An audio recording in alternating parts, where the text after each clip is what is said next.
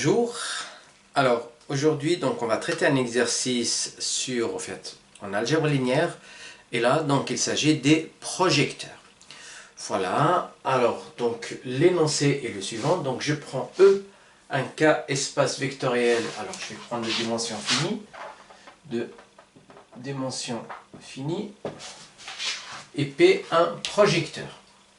Donc la première question, montrer donc si P est un projecteur, alors forcément l'identité moins P est aussi un projecteur. Et par la suite, on demande de calculer l'identité moins P rang P et P rang l'identité moins P. La deuxième question, montrer que quel que soit X appartient à l'image de P, eh bien on a forcément P de X est égal à X. On déduire que l'image de P et quart de P sont supplémentaires. Alors, enfin, montrer que le rang de P est égal à la trace de P. Très bien. Bon, allez, on y va. Donc, premièrement, pour ceux qui ne savent pas, alors, je vais vous rappeler d'abord qu'est-ce que ça veut dire un projecteur. Et à chaque fois, on a besoin de définir un terme, je le ferai. Donc, un projecteur, qu'est-ce que ça veut dire un projecteur? Donc, un projecteur, alors, algébriquement, cela veut dire que si vous avez P d'un espace vectoriel E vers un espace vectoriel E, et bien, P est un projecteur si et seulement si, tout simplement P au carré égale à P. Alors, le P au carré ici, cela veut dire, alors, P au carré, cela veut dire que P rang P égale à P. Donc là, c'est un projecteur. Alors, je vais vous donner un exemple classique. Donc, un exemple classique, par exemple, je prends l'espace, donc je prends plutôt le plan. Alors, si je prends un plan, et je prends deux droites. Donc, je vais prendre ici, alors, un vecteur E1, par exemple, et là, je vais prendre un vecteur, alors je vais prendre ici, c'est mieux, E1, et je vais prendre ici, alors, E2. Et donc, je vais prendre E, donc l'espace, alors R2 plutôt ici, qui va être égal à RE1 plus RE2. Donc, le plan, donc je peux l'écrire sous cette forme-là. Donc cet espace-là. Alors là, il n'y a pas forcément, c'est pas forcément perpendiculaire. Donc les deux vecteurs ne sont pas vraiment, sont pas orthogonaux. Et bien, si je prends pour chaque x, là, donc c'est x, et bien, parallèlement à cette droite-là, je vais prendre, donc là, je vais appeler x1, et là, je vais avoir x2. Eh bien, l'application P de E vers, ou bien de R carré vers R carré, qui fait correspondre à chaque X sa composante par rapport à cette décomposition-là, donc X1, eh bien, donc c'est un projecteur. Donc, tout simplement parce que, alors, le X qui est là, eh bien, si je fais P carré de X, ça va faire P de X1, et P de X1, c'est X1. Donc c'est la projection, alors on va dire, donc c'est la projection sur, si vous voulez, alors si je l'appelle E1, donc sur E1 parallèlement à E2. Voilà donc un petit exemple d'un projecteur. Très bien. Allez, donc on va faire la première question. Donc la première question, qu'est-ce qu'on a dans la première question? Eh bien, il s'agit donc de démontrer que l'identité moins P est un projecteur. Par définition, il faut juste démontrer que ID moins P au carré, ou bien rang l'identité moins P, est égal à l'identité moins P. Donc c'est ce qu'on va démontrer. Donc alors, l'identité moins P au carré est égal à l'identité sur E moins P rend l'identité sur E moins P. Donc ça c'est par définition. Et donc là on va faire une sorte donc de développement ici. Et bien quand je développe ici, tout simplement, alors je vais avoir l'identité moins P rend l'identité, moins, donc tout ça, je l'applique à l'identité, ensuite tout ça, je l'applique à P. Alors, l'identité sur E moins P rend P. Voilà. Alors, ensuite, qu'est-ce qu'il faut faire? Ensuite, qu'est-ce que je fais ici? Tout simplement, pareil, donc là, je vais faire ça avec ça. Donc, ça fait l'identité rend l'identité sur E. Donc, ça avec ça, et ensuite, ça avec ça. Donc, moins P rend l'identité sur E. Ensuite, je vais faire le même travail là aussi. Donc, l'identité rend P, alors moins avec moins ça va faire plus, P rend P. Voilà, donc j'ai tout simplement développé ici. Et alors maintenant, on va écrire plus simple. Alors, l'identité rend l'identité, je sais que ça fait l'identité. P rend l'identité, donc c'est P, parce que l'identité, donc c'est l'élément neutre. Alors, l'identité moins P, ça reste encore P. Et P rend P, ça fait plus P, puisqu'on avait dit que P est un projecteur. Donc P est un projecteur, ça veut dire que P au carré est égal à P, ou bien P rend P égal à P. Donc à partir de là, je veux juste à simplifier moins P avec P pour avoir l'identité moins P que j'ai ici. Donc cela démontre que l'identité moins P est un projecteur. Voilà pour la première partie de la question. Alors maintenant, il s'agit donc de calculer. Alors, pour la deuxième partie de la question, donc je fais, alors, l'identité moins P rend P. Donc, on fait un peu le même travail ici. Ça va faire alors, donc l'identité rend P moins P rend P. Donc ça, l'identité, c'est un élément neutre. Donc, ça va faire l'identité sur E moins, alors, P rend P, ça fait P. Pardon, là j'ai fait n'importe quoi. Donc l'identité rend P comme l'identité élément neutre, donc ça fait P. Et P rend P, donc ça fait P, puisque P est un projecteur. Et là, ça fait 0.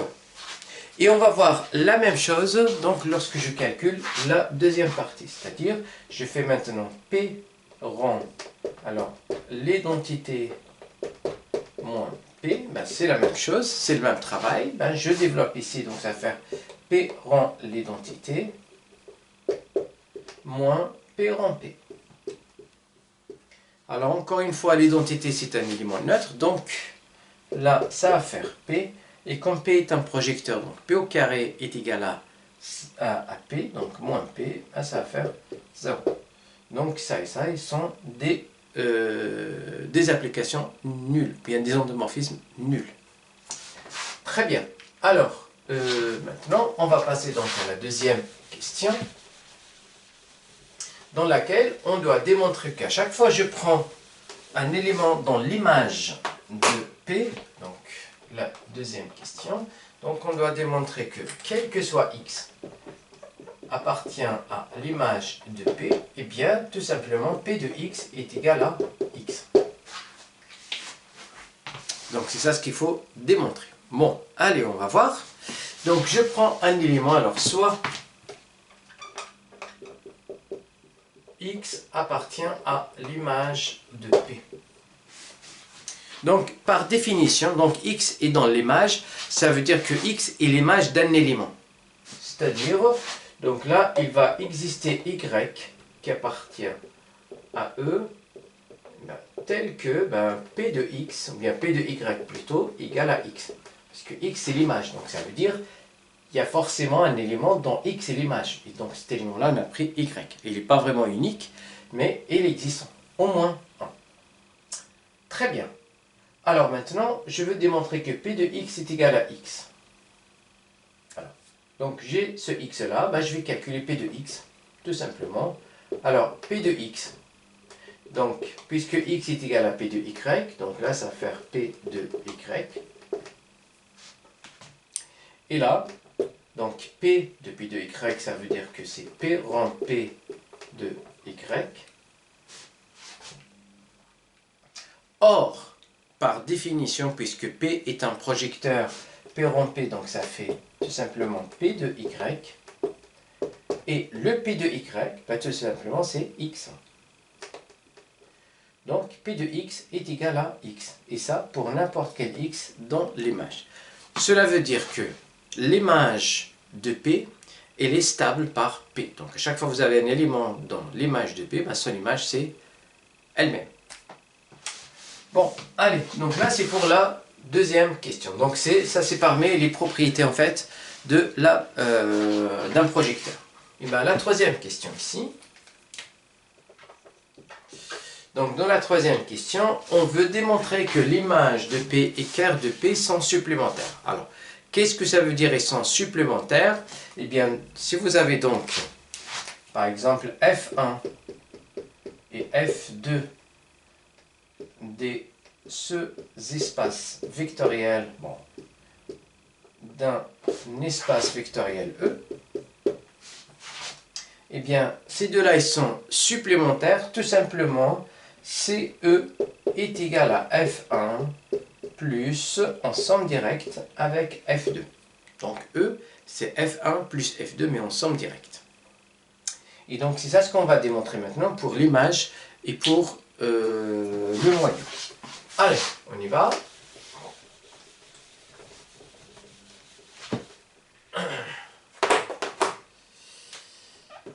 Allez, donc montrons que l'image de P plus quart de P, ça, il faut que ça fasse E.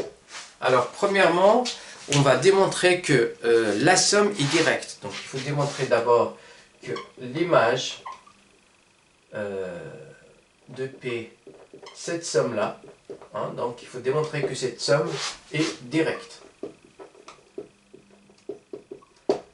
Et pour démontrer qu'une somme est directe, il n'y a pas plus simple, c'est de démontrer que l'intersection est égale à 0, bien, est réduit à l'élément neutre. Alors, soit X appartenant donc à l'intersection, à l'image de P inter quart de P. Alors, il s'agit de démontrer que X est égal à 0. Bon, alors, pourquoi ça fait 0? Alors, le fait que X est dans l'image de P, c'est comme tout à l'heure, cela veut dire qu'il existe Y appartient à E, tel que quoi? Ben, tel que tout simplement P de Y est égal à X. Et le fait que X est dans le quart de P, cela veut dire aussi que P de X égale à 0. D'accord?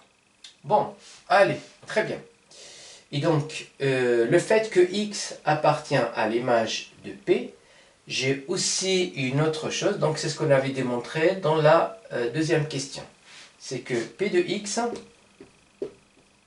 égale à X. Ça, donc, on l'a d'après la deuxième question. Bon, alors regardez bien. Maintenant ici, là, j'applique P, bien l'endomorphisme P ici. Je vais donc avoir ici, alors, P de Y est égal à P de X. Et le P de X, là, ça fait, alors déjà, donc même à partir de là, hein, on peut le déduire facilement. Donc là, le P de X égale à X, et le P de X est égal à 0. Donc là, directement, ça fait 0, puisque, alors, le X, il est dans le quart de P, et donc P de X égale à 0. Et le fait que X, il est dans l'image de P, donc on a P de X est égal à X, il n'y a même pas besoin de voir ça. Et donc P de X est égal à X égale à 0, puisque on est dans le noyau. Et donc le X égale à 0, bah, cela veut dire que la somme est directe. L'image de P avec quart P. Donc c'est une somme directe.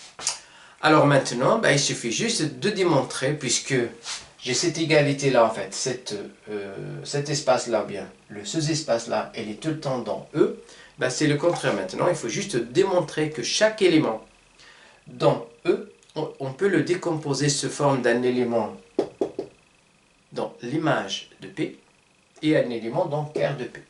D'accord? Donc soit x appartenant à E. Eh bien, la décomposition classique qu'on utilise ici, ben, c'est tout simplement donc le x.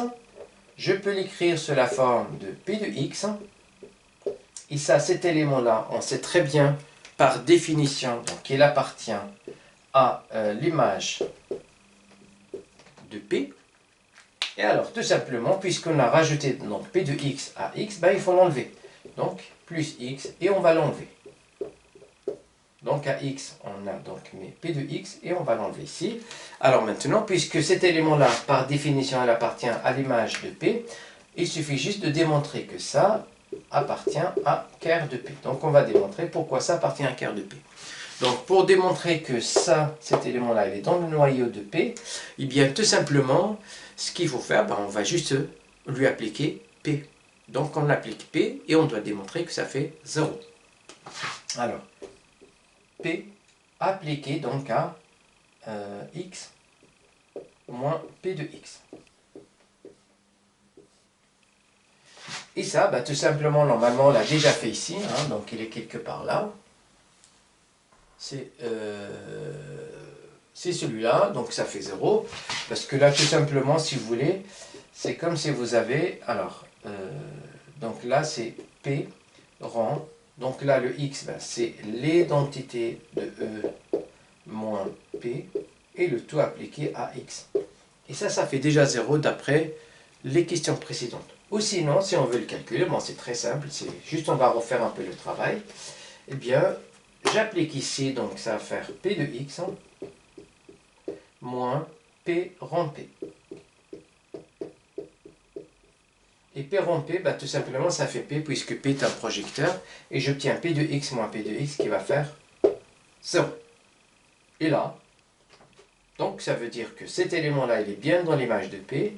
Et cet élément-là, il est dans ker de P. Ça veut dire que chaque élément de E, on peut le décomposer sous la forme, bien sous la somme d'un élément de ker P et l'image de P. Bah, cela veut dire tout simplement que mon espace E est égal à ker de P, donc la somme directe, donc ker de P plus l'image de P. Donc les deux, ces espaces-là, ils sont bien supplémentaires. Alors, il nous reste la troisième question.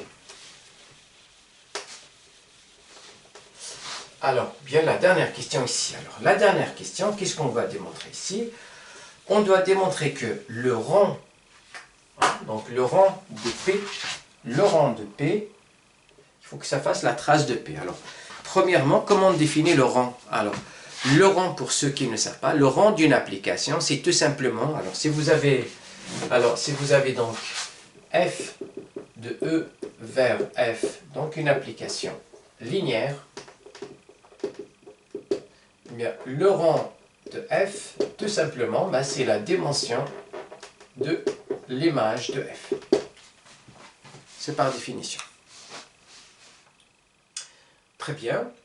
Ou bien, ça va être aussi le rang de n'importe quelle matrice qui représente f. Donc, dans n'importe quelle base. Donc, à chaque fois que vous avez une base, le rang ne dépend pas donc de la base. Le f, comme c'est une application linéaire, elle est représentée donc par une matrice dans une base particulière. Et les théorèmes donc dans l'algèbre linéaire nous montrent que ce rang-là ne dépend pas de la base. Alors, la trace, pareil, donc la trace d'une application linéaire, c'est tout simplement, c'est la trace de la matrice, pardon, pas d'une application linéaire, mais plutôt ici, la trace d'un endomorphisme, puisque pour parler de la trace, il faut une matrice carrée. Donc, il faut que l'espace de départ soit de même dimension que l'espace d'arrivée. Donc, la trace, tout simplement, d'une matrice, c'est la somme des éléments diagonaux. Et aussi pareil, donc ce qu'on appelle, c'est la trace ne dépend pas aussi donc de la matrice choisie, en fait de la base choisie si vous voulez à la base. Donc c'est pour ça qu'on va prendre n'importe quelle base. Et en l'occurrence, lorsqu'on a le choix, ben, on choisit toujours la base qui nous arrange, qui nous facilite le travail.